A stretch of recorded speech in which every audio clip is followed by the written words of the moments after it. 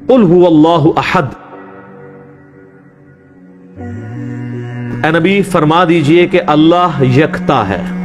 احد کا مطلب اکیلا نہیں، واحد نہیں، یکتا، یونیک، اس جیسا کوئی بھی نہیں. اللہ الصمد، وہ بے نیاز ہے.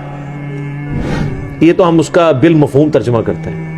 اصل اس کا ترجمہ یہ کہ سب کا پشت پناہ وہ ہے، سب کے پیچھے وہ ہے، سب کا سہارا وہ ہے، اس کا سہارا کوئی نہیں ہے.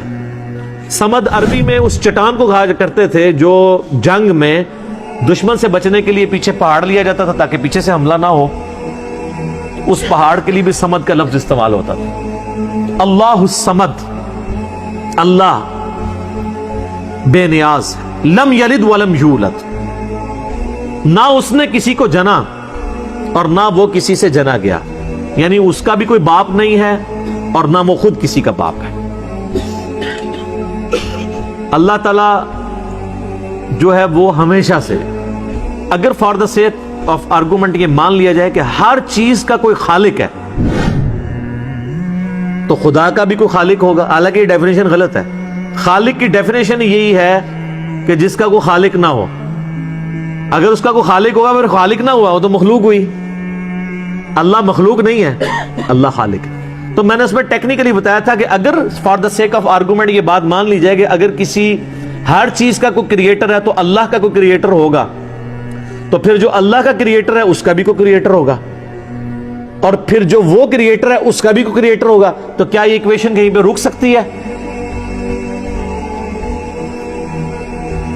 تو یہ تو ساری فالس سٹیٹمنٹ ہو جائے گی. جبکہ دوسری طرف ریالٹی ہے کہ ہم موجود ہیں، مخلوق ہے. یہ ایک حقیقت ہے. اس حقیقت کو ریورس کرنے کے لیے اگر یہ مانا جائے کہ ہمارا کوئی کریٹر، اس کا بھی کوئی کریٹر، اس کا بھی کوئی کریٹر، تو دوسری طرف تو آپ حقیقت تک پہنچ ہی نہیں سکتے. انفینٹ ہے. تا وقت ہے کہ آپ کسی ایک کو ایسا نہ مان لیں کہ جس کا کوئی کریٹر نہ ہو، جہاں سے سب سٹارٹ ہوئے ہوں. تو سر وہی تو ہے لم یلد ولم یولد.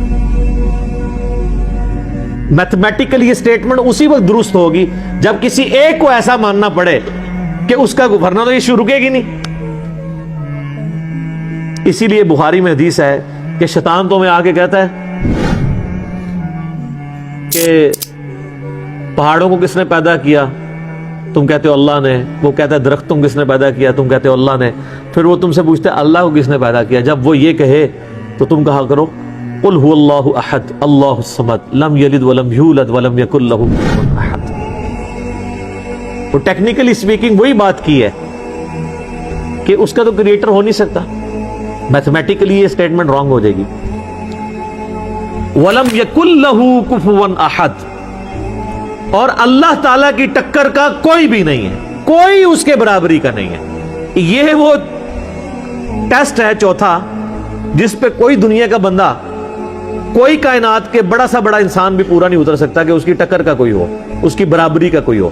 کوئی کتنا بھی بڑا ہو مخلوق ہوگا. مخلوق ہے تو اس کے ساتھ نیند جڑی بھی ہوگی، مخلوق ہے تو اس کے ساتھ کھانے پینے کا محتاج ہوگا، مخلوق ہے تو وہ پیشاب کا محتاج ہوگا، اور سب سے بڑی محتاجی کہ اسے موت آ جائے گی. اور اللہ کو موت نہیں آتی. وہ الحی القیوم.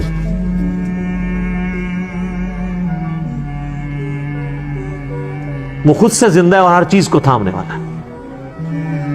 تو یہ سورہ اخلاص یونیک صورت ایسے اعتبار سے، اسی لیے اسے کہا جاتا ہے ٹچ سٹون آف تھیالوجی.